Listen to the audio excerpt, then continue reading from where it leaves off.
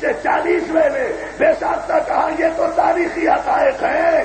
پیغمبر اسلام کی موجودگی میں اگر ہم جیسے 40 برس سے سارے اوپر والے بھی 39 دن تک یہودیوں کا ایک خیبر نہیں اکھاڑ سکے تھے. توجہ ہے.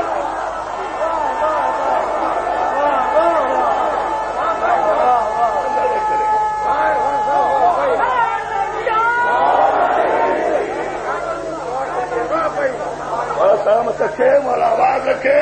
اس جملوں پر ذرا سی توجہ چاہوں گا اگر آپ غور فرما لیں. اور پھر وہ 40واں عالم کہتا ہے کہ بھائی اس میں پریشانی کی کیا بات ہے, سرخی کی بات تو نہیں ہے. بس یہ جملہ سن لو میں ختم کر دوں گا.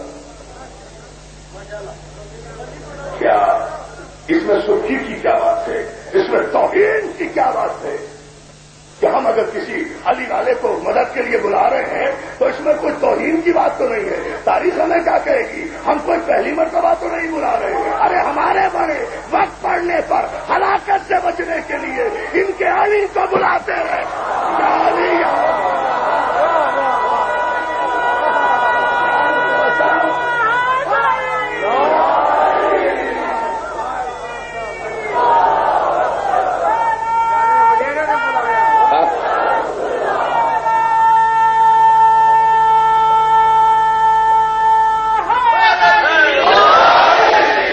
سلامت رکھے دوستوں. اسی طرح چند لمحے اور توجہ کر لیں. یہ کوئی پہلی مثال تو نہیں ہے. ہمارے بڑے ان کے بڑوں کو بلاتے رہے ہیں.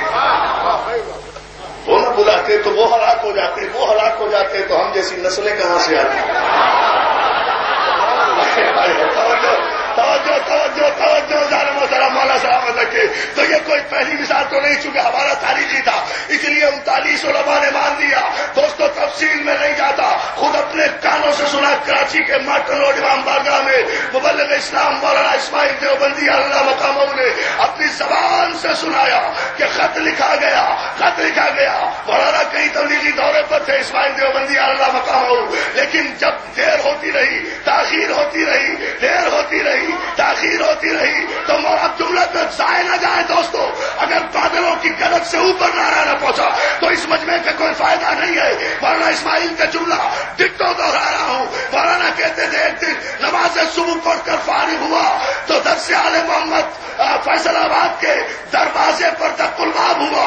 میں نے جو دروازہ کھولا تو 40 علماء نہیں, پورا نظام مصطفیٰ آل محمد کے دروازے جو کچھ سوچ کر آیا تھا موسم اور مزاج کے پیشے نگاہ پلٹ دیا تاکہ ہم بتائیں موسموں کو کہ علی والے کہاں جمع ہوئے ہیں.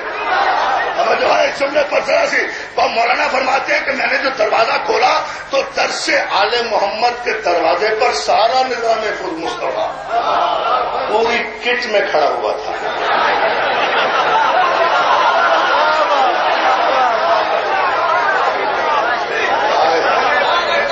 وہی ابا, وہی قبا, وہی چوغا, وہی ڈنڈا, وہی تسبیح, اسی انداز سے اب فوراً ہی مولانا اسماعیل 2 قدم پیچھے ہٹ کے کہتے کیا بات ہے, سارے علماء اکرام اکٹھے غریب خانے پہ تشریف لے آئے, خیریت تو ہے, کوئی کفر کا فتویٰ تو نہیں لائے, کوئی کفر کا. اب جملہ سن لینا دوستو, کوئی کفر کا فتویٰ تو نہیں لائے. سارے علماء آگے بڑھ کر مولانا کو بغل گیر ہو کر کے جانے, مولانا کیسی بات کرتے ہیں, آپ کے لیے کفر کا فتویٰ, آپ تو ہمارے چھوٹے بھائی ہیں بلکہ اس وقت تو بڑے بھائی ہیں.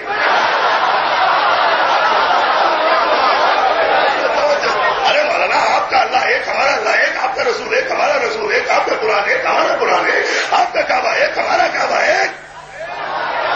جو ہے نا جان وہ طرح, مگر مولانا اسماعیل کہتے ہیں یہاں تک تو میں ایک مان لوں گا مولانا کہ آپ کا اللہ ایک, میرا اللہ ایک, آپ کا رسول ایک, میرا رسول ایک, آپ کا قرآن ایک, میرا قرآن ایک, آپ کا کعبہ ایک, میرا کعبہ ایک, یہاں تک تو مان لوں گا. لیکن آپ کے خلیفہ مشترک ہے, میرا علی ایک ہے, علی علی. ایسے نہیں سمجھا اس کو.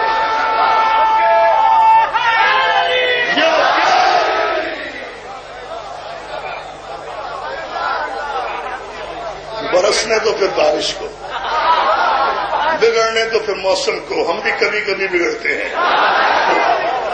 جو ہے نا مولا تمہیں سلامت رکھے کہ آپ کے جذبوں اور ہمہموں کو دیکھ کر چند جملوں کا مزید اضافہ جان محترم اس منزل سے چاہتا ہوں, اور وہ یہ کہ نہیں آپ تو ہمارے بھائی ہیں، بلکہ بڑے بھائی ہیں، بس مصیبت کا وقت ہے، اسلام کو برا وقت آ گیا. کیا ہوا اسلام پہ کیوں برا وقت آ گیا؟ ہم کبھی پریشان نہیں ہوتے اسلام کے متعلق. اسلام پر اب کبھی برا وقت آ ہی نہیں سکتا. کربلا کے بعد اسلام پر کبھی برا وقت نہیں آئے گا. اسلام پر برا وقت صرف 61 ہجری میں آیا تھا بس. اس کے بعد کبھی اسلام خطرے میں نہیں آیا، نہ آئے گا.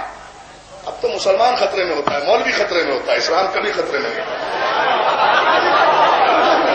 کبھی ڈیٹیل اس کی بتاؤں گا، اس کا بیک گراؤنڈ آپ کو بتاؤں گا. ہم پریشانی میں، لیکن مولوی فوراً اسلام کو خطرے میں ڈال دیتا ہے. صاحب اسلام خطرے میں، کیا ہوا؟ کا ختم نبوت کا مسئلہ ہے، وہ قادیانیوں کا خلیفہ جو ہے وہ مانتا نہیں ہے. کہا کہ جی مجھے یہ آپ کے اسلام سے تو کوئی دلچسپی ہے نہیں.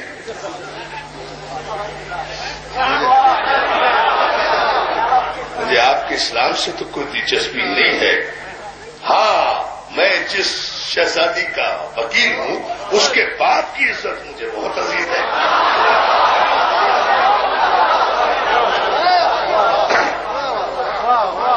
توجہ کرنے جو اس کے باپ کی عزت مجھے بہت عزیز ہے. اس لیے میں چھوڑ رہا ہوں سارا مضمون، کئی گھنٹے کا یہ مضمون ہے دوستو. اس کے باپ کی عزت بہت عزیز ہے. مختصر یہ کہ آئے پہنچے، بس سے جملہ جو میں کہنا چاہتا ہوں، فوراً کیفیٹیریا میں پہنچے قومی اسمبلی کے، جب مولانا اسماعیل کو لے کر یہ سارے علماء اور مرزا ناصر احمد سے تعارف کرایا. مرزا ناصر احمد نے کہا ان کے تعارف کی ضرورت نہیں، میں انہیں خوب جانتا ہوں. پہلا جملہ کہا یہ ہمارے بھائی ہیں. کیا یہ تمہارے بھائی ہیں؟ 1400 برس سے تم ہمیں بھی تو بھائی کہہ رہے تھے. ہماری نماز ایک، تمہاری نماز ایک، ہماری اذان ایک، تمہارا. توجہ کریں جملے پر. کہا یہ ہمارے بھائی ہیں، ہمارے عالم دین ہیں، مبلغ اسلام ہے، ان سے ملو. کہا نہیں، ان سے نہ ملوں گا، نہ مقابلہ کروں گا، نہ مناظرہ کروں گا. کہا کیوں نہیں؟ بات توجہ، جملہ سمجھ لینا دوستو. میری ساری تقریریں ایک طرف، 1000 اپنی تقریریں قربان کر دوں اس کافر کی زبان سے نکلے ہوئے اس کلمہ حق پر، اس پورے مجمع کی میں توجہ چاہتا ہوں، اس کافر کی زبان سے نکلے ہوئے اس کلمہ حق پر بے ساختہ کہتا ہے انہیں کیوں مقابلے کے لیے لائے ہو؟ ان سے مقابلہ نہیں ہوگا، ان سے مناظرہ نہیں ہوگا. کہا کیوں نہیں ہوگا؟ ہم سب مسلمان ہیں، ہم سب بھائی ہیں، کیوں نہیں ہوگا؟ یہ تم سے ختم نبوت کے مسئلے پر بات کریں گے. کہا نہیں، میں ان سے مقابلہ نہیں کروں گا. کہا کیوں نہیں کرو گے؟ خدا کے لیے تمہیں رسول کی قسم، علی کی قسم، سمجھ لینا اس جملے کو مجھے دہرانے کی نوبت نہ آئے. مرزا ناصر احمد کہتا ہے او مولویو میں تم سے مقابلہ کروں گا، اس لیے کہ میرا مقابلہ اور میرا دعویٰ مسلمانوں سے ہے، مومنوں سے نہیں ہے. سے میرا کیا ہے مسلمان اور مومن؟ بھائی جو مسلمان ہے وہ مومن ہے، جو مومن ہے وہ مسلمان. یہاں تو مسلمان اور مومن کا فرق معلوم نہیں. اب پتہ چل رہا ہے نا جب مذہب کے خانے کا اضافہ کر رہے ہو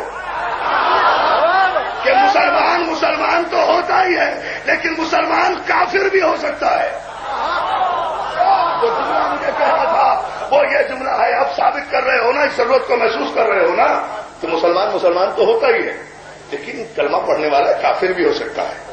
اس لیے مذہب کے اضافے کی ضرورت ہے. بات توجہ دوستو. کہا کیا مطلب؟